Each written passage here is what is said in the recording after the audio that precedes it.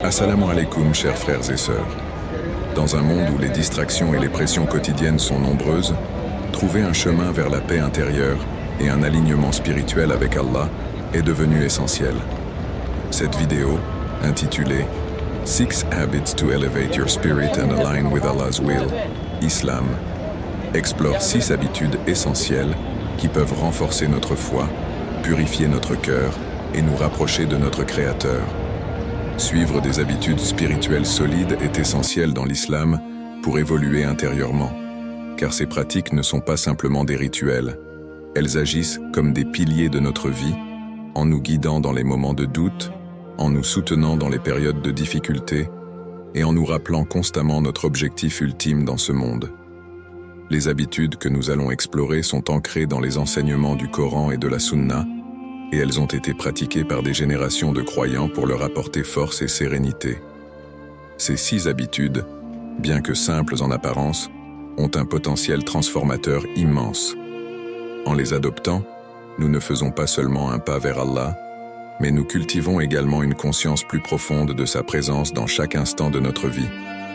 Elles contribuent à renforcer notre cœur, à nourrir notre âme et à nous guider vers une vie plus alignée avec sa volonté. En embrassant ces pratiques, nous entamons un voyage vers une vie plus paisible, équilibrée et spirituellement épanouissante, en accord avec notre foi.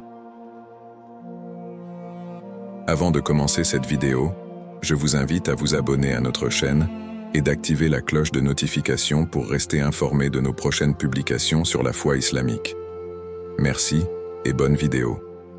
Dans cette vidéo, nous verrons comment ces habitudes nous permettent de faire face aux épreuves de la vie, d'avoir une foi plus résiliente et de cultiver un amour sincère pour Allah.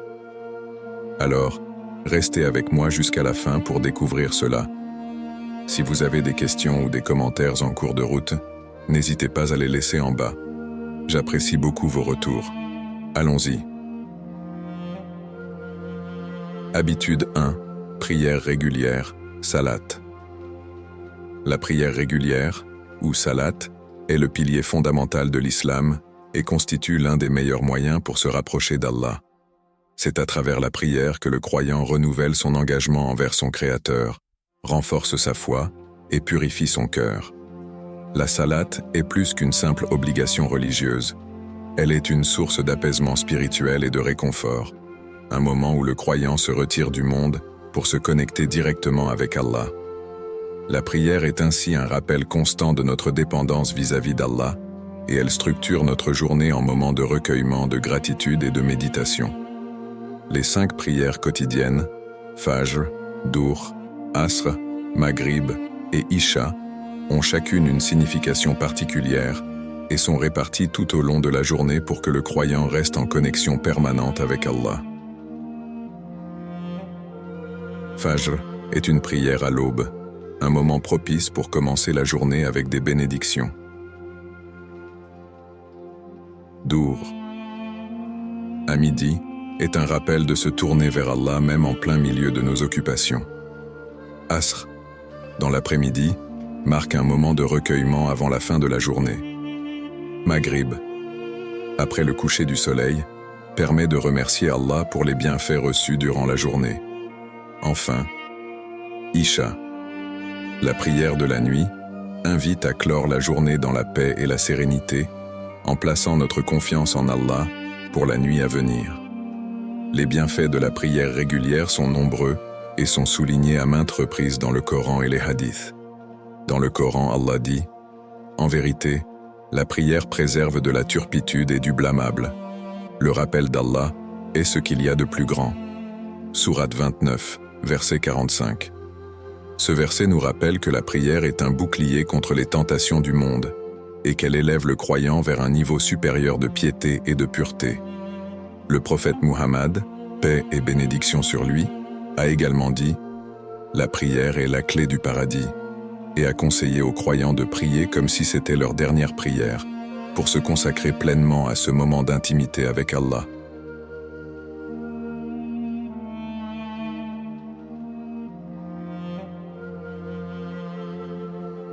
De plus, la prière est une ancre pour l'âme, particulièrement dans les moments d'épreuve et de difficulté.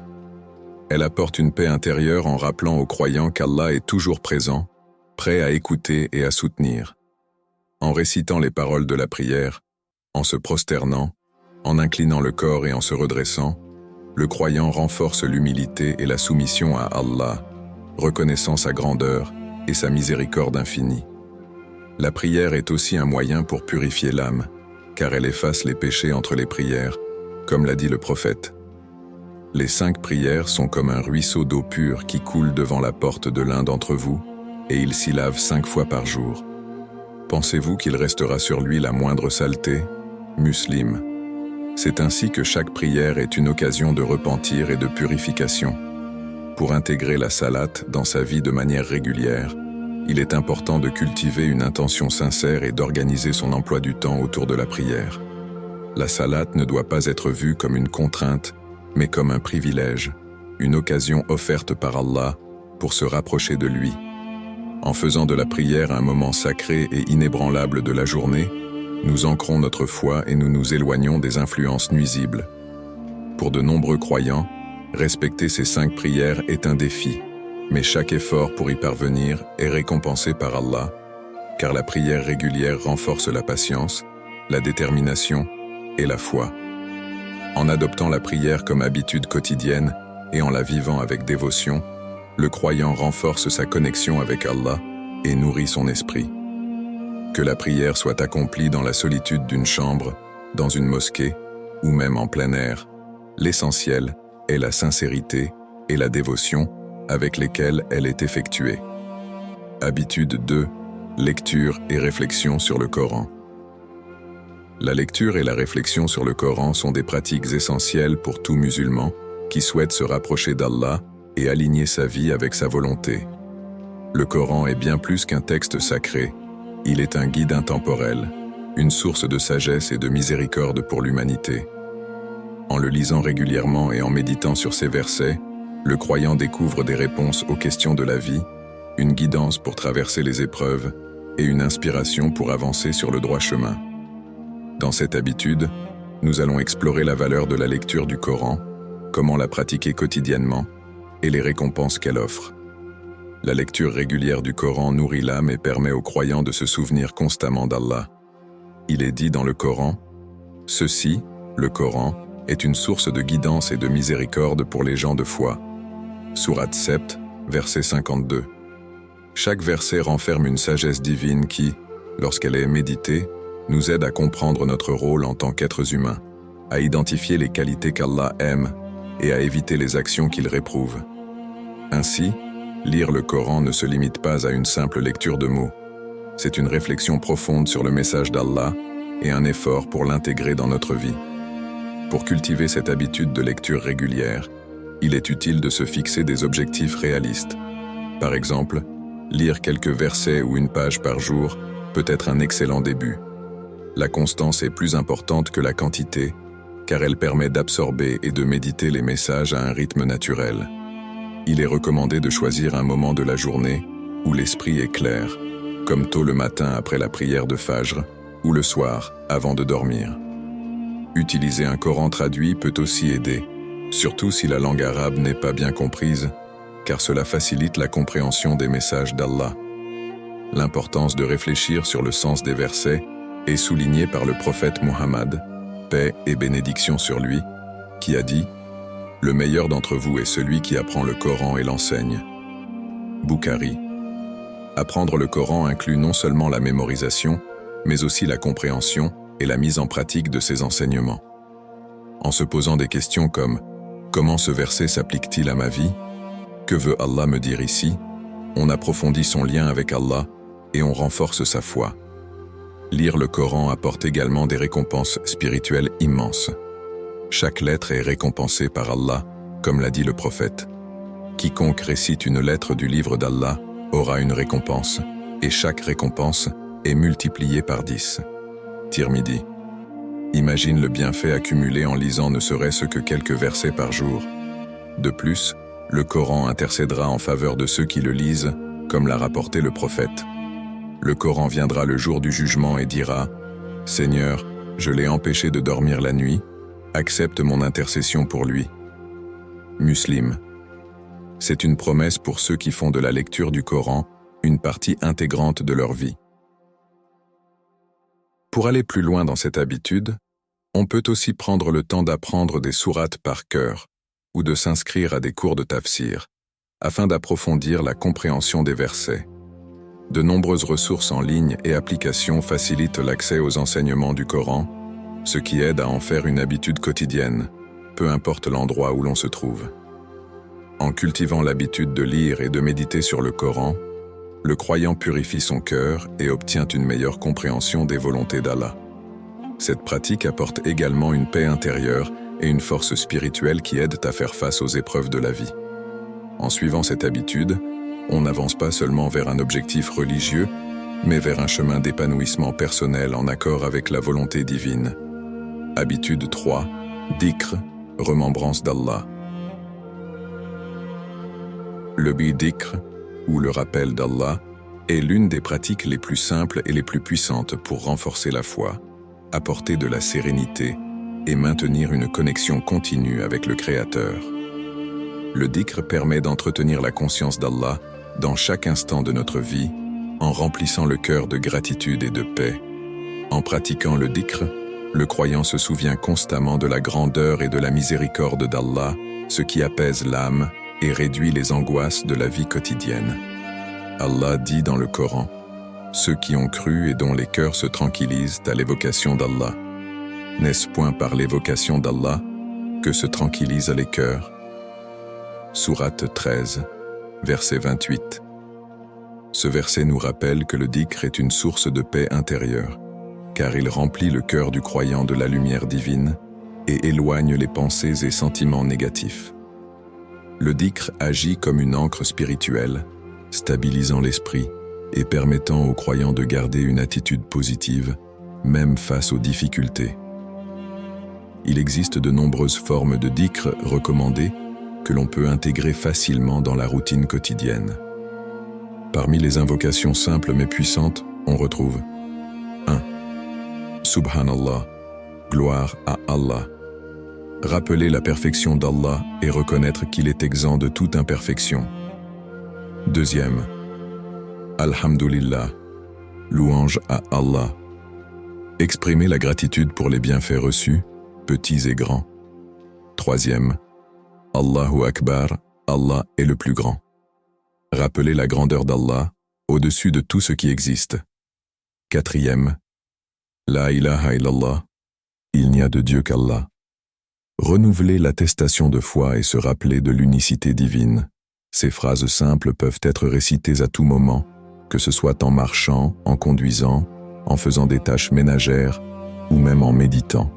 Le prophète Mohammed, paix et bénédiction sur lui, a conseillé de réciter ces invocations fréquemment, en disant « Deux paroles sont légères sur la langue, mais lourdes dans la balance, et aimées du miséricordieux. Subhanallah wa bihamdihi, Subhanallah al-Adim, Bukhari et Muslim. » Par cette simple pratique, le croyant gagne des récompenses immenses et remplit son cœur de sérénité. Le dhikr peut aussi être pratiqué à travers des invocations plus spécifiques, comme les du'as, prières personnelles, du matin et du soir, qui protègent et bénissent la journée.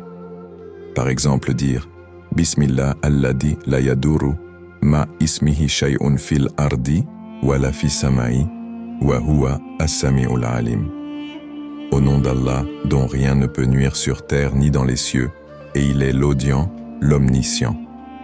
3 fois le matin et le soir apportent une protection divine pour toute la journée. Les bienfaits du dhikr sont innombrables et incluent non seulement la tranquillité spirituelle, mais aussi des récompenses dans l'au-delà. Le prophète Mohammed, paix et bénédiction sur lui, a dit « Celui qui se souvient d'Allah et celui qui ne se souvient pas d'Allah sont comme le vivant et le mort. » Bukhari. Cela souligne l'importance de garder notre cœur et notre esprit constamment tournés vers Allah, car le dhikr vivifie l'âme et la préserve de l'oubli et de la distraction. Pour intégrer le dhikr dans sa routine, il est utile de fixer des moments spécifiques, comme après les prières obligatoires, au réveil et avant de dormir. Les applications de rappel de dhikr ou les chapelets de prière peuvent également être des aides utiles pour développer cette habitude. En pratiquant le dhikr régulièrement, le croyant se sentira naturellement plus proche d'Allah, ressentira une paix intérieure plus profonde et trouvera une stabilité dans les épreuves, car il saura que chaque instant est une occasion de se rapprocher de son Créateur. Le dhikr n'est pas seulement une habitude spirituelle, mais un mode de vie qui permet de rester connecté à Allah en toutes circonstances. Il fait partie des habitudes simples mais puissantes qui transforment la vision du croyant, lui apportant une paix intérieure et une force qui le guide tout au long de sa vie. Habitude 4. Aider les autres. Sadaqa et actions positives. La charité et les actions de bienfaisance, connues sous le terme de sadaqa, en islam, sont des pratiques qui purifient le cœur et élèvent l'âme. Donner de son temps, de son énergie ou de ses ressources pour aider autrui est non seulement bénéfique pour la société, mais c'est aussi une voie spirituelle puissante pour se rapprocher d'Allah. La sadaqa est bien plus qu'une simple aumône. Elle englobe toute forme de bonté et d'actes de bienveillance, qu'il s'agisse d'aider une personne en difficulté, de soutenir une cause noble ou simplement de sourire à autrui. En aidant les autres, le croyant agit par compassion et humilité, suivant l'exemple du prophète Muhammad, paix et bénédiction sur lui. Le Coran et les hadiths soulignent l'importance de la charité et les récompenses spirituelles qui en découlent. Allah dit dans le Coran, « Ce que vous dépensez de bien, c'est à vous-même que vous le dépensez, car vous ne le faites que pour plaire à Allah. Et ce que vous dépensez de bien vous sera pleinement rendu, et vous ne serez point lésé. » Sourate 2, verset 272. Ce verset montre que chaque acte de bienfaisance est un investissement pour l'au-delà, et qu'il apporte des bénédictions dans cette vie et dans l'autre.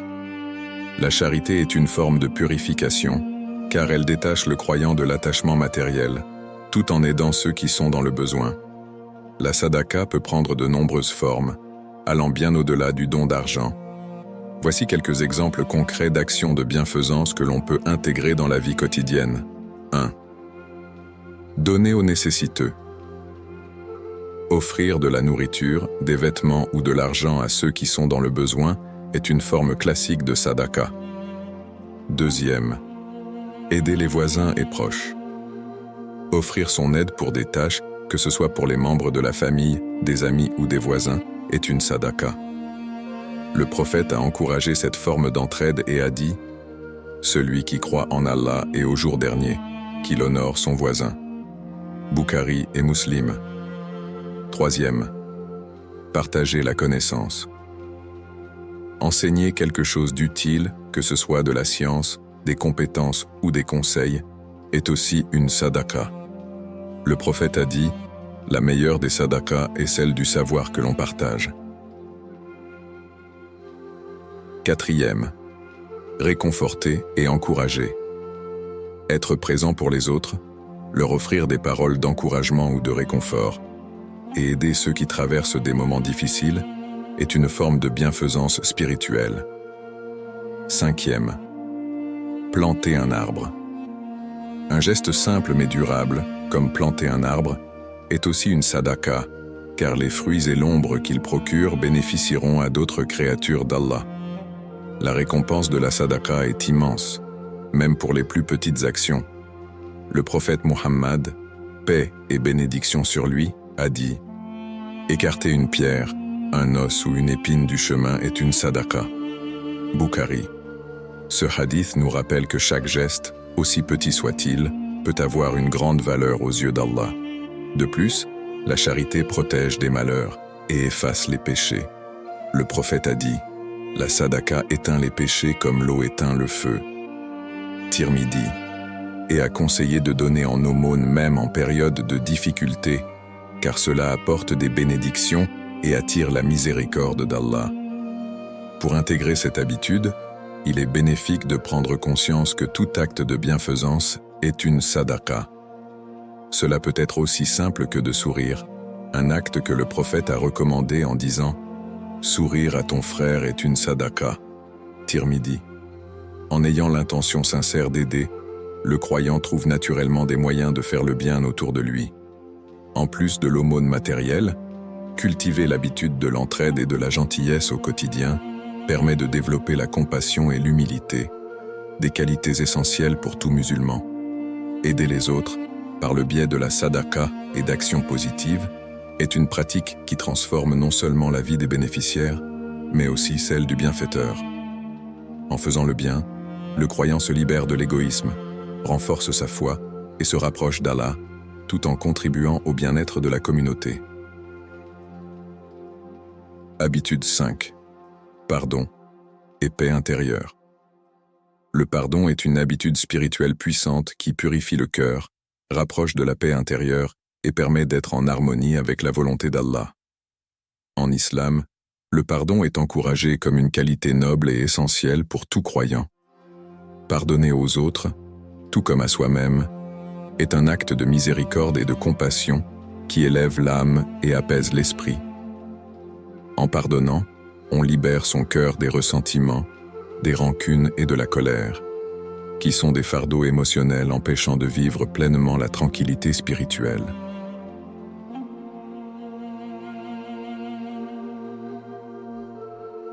Allah est celui qui pardonne et il aime ceux qui pardonnent. Dans le Coran, Allah dit « Pardonne-leur et oublie leurs fautes. N'aimes-tu pas qu'Allah te pardonne » Sourate 24, verset 22. Cette invitation au pardon rappelle que nous sommes tous des créatures imparfaites ayant besoin de la miséricorde d'Allah, et que pardonner aux autres est une voie pour obtenir son pardon.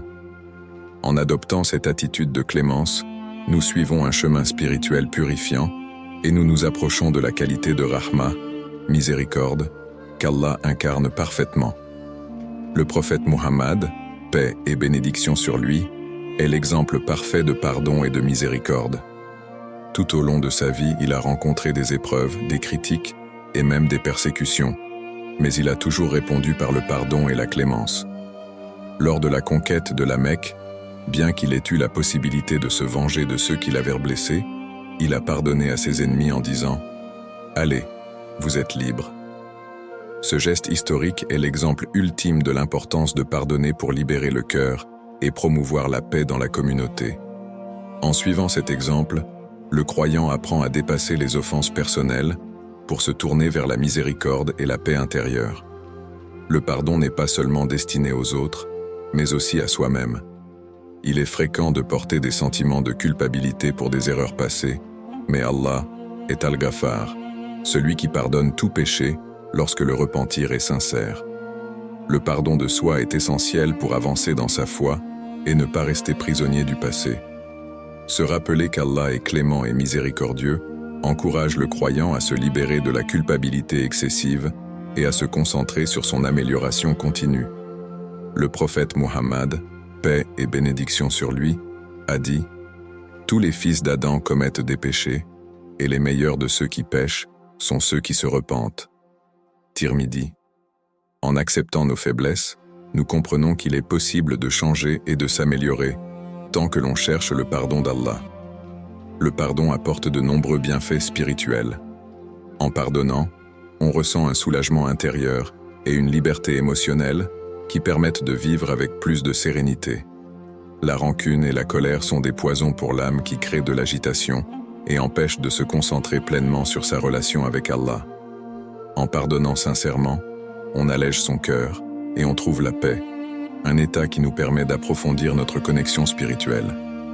La paix intérieure, qui résulte du pardon, est un trésor inestimable, car elle apporte une stabilité émotionnelle qui rend plus facile l'accomplissement des actes de dévotion et l'acceptation des décrets d'Allah. Pour cultiver l'habitude du pardon, il est utile de méditer sur la clémence d'Allah et de chercher à imiter cette qualité divine. La pratique de l'invocation et du dhikr peut aussi aider, en demandant par exemple « Ô Allah, purifie mon cœur de toute rancune ». En demandant sincèrement à Allah de nous donner la force de pardonner, on obtient son aide pour se libérer des ressentiments. Il est également bénéfique de se rappeler des bénéfices à long terme du pardon. En pardonnant, nous apaisons notre âme et renforçons notre foi. Ainsi, le pardon, qu'il soit envers les autres ou soi-même, est une clé pour vivre en paix avec la volonté d'Allah. C'est un acte de foi et d'humilité qui permet de surmonter les faiblesses humaines et d'évoluer spirituellement. En cultivant cette habitude, on se rapproche de la sagesse divine, on ressent une profonde libération intérieure, et on trace un chemin vers la sérénité et la satisfaction divine. Habitude 6. La patience et la résilience. La patience, sabre, est une vertu essentielle en islam, une qualité que chaque croyant doit développer pour rester fort face aux épreuves et pour maintenir une relation constante avec Allah. Le concept de sabre va au-delà de la simple patience. Il inclut la persévérance, la résilience et l'acceptation des décrets d'Allah, qu'ils soient faciles ou difficiles à vivre. La patience est une qualité spirituelle qui permet de faire face aux défis de la vie avec foi et dignité, sans céder à la colère ou au désespoir. Allah dit dans le Coran, « Ô vous qui avez cru, cherchez secours dans la patience et la prière, car Allah est avec ceux qui sont patients. » Sourate 2, verset 153. Ce verset souligne que la patience est une source de force et de soutien, car elle attire la proximité d'Allah et sa guidance. La patience est nécessaire pour faire face aux épreuves et pour accomplir les actes d'adoration avec constance. Dans les moments de difficulté, sabr signifie accepter les situations avec un cœur serein, en gardant confiance en la sagesse d'Allah. Les épreuves, bien qu'elles soient éprouvantes, sont des moyens pour le croyant de purifier son âme et d'augmenter sa foi. Le prophète Muhammad, paix et bénédiction sur lui, a dit « Quiconque pratique la patience, Allah lui en donne la capacité. Et nul n'a reçu un bien meilleur et plus vaste que la patience. » Bukhari et Muslim. Cela montre que le sabre est une qualité enrichissante qui élève le croyant, lui permettant de devenir plus fort et plus résilient face aux difficultés de la vie.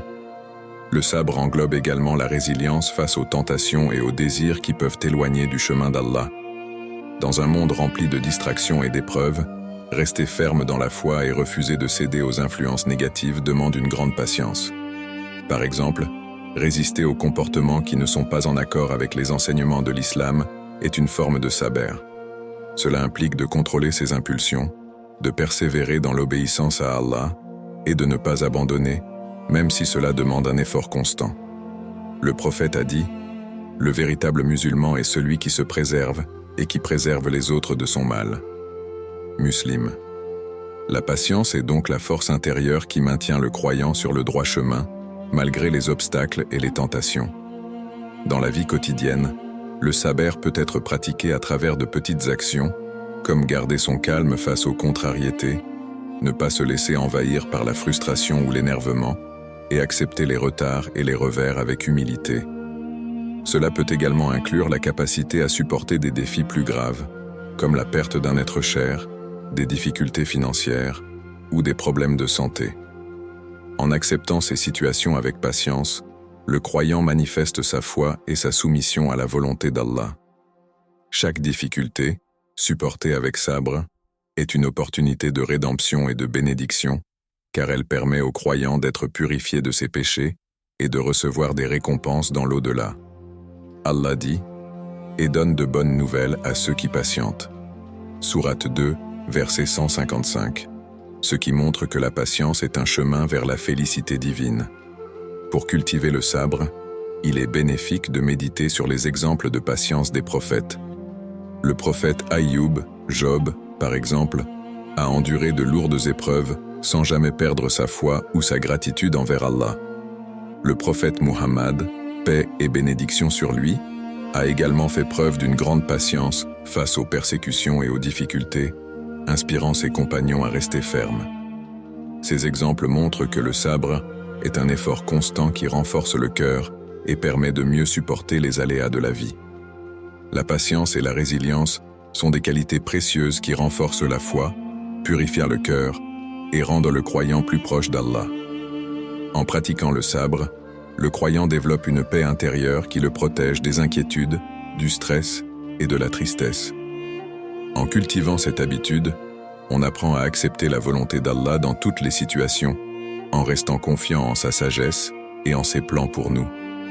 Cette habitude est donc un moyen d'atteindre une profonde satisfaction spirituelle et d'acquérir la force nécessaire pour surmonter les épreuves avec sérénité et foi. adopter ces 6 habitudes, la prière régulière, la lecture et réflexion sur le Coran, le dhikr, l'aide aux autres, le pardon et la patience, constituent une véritable voie pour élever notre âme et renforcer notre lien avec Allah. Ces pratiques ne sont pas seulement des actions ponctuelles, mais des piliers qui nourrissent notre foi et transforment notre vie de l'intérieur. En les intégrant jour après jour, chacun peut ressentir une paix intérieure et une satisfaction qui sont des bénédictions d'Allah. Je vous encourage à commencer, pas à pas, en choisissant une habitude à pratiquer régulièrement et à observer les bienfaits qu'elle apporte dans votre quotidien. Que ces actions sincères nous rapprochent d'Allah et fassent de nous des croyants plus forts et plus sereins. Merci d'avoir regardé cette vidéo. Que la paix et les bénédictions d'Allah soient sur vous, et n'oubliez pas de partager cette sagesse autour de vous.